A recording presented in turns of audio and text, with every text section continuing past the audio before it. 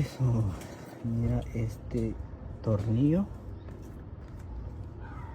está quebrado y es la que agarra el shield, pero este tornillo va agarrado con el escape.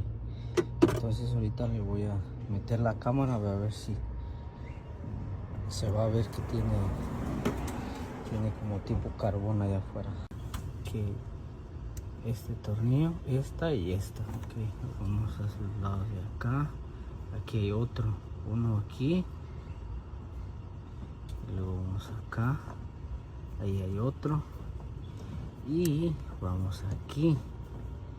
Aquí le hace falta. Aquí le hace falta uno. Aquí le hace falta el otro. Le hace falta 2 tornillos. Y si te das cuenta, aquí no hay nada negro.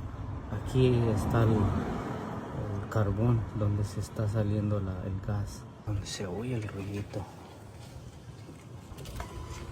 Dale, dale.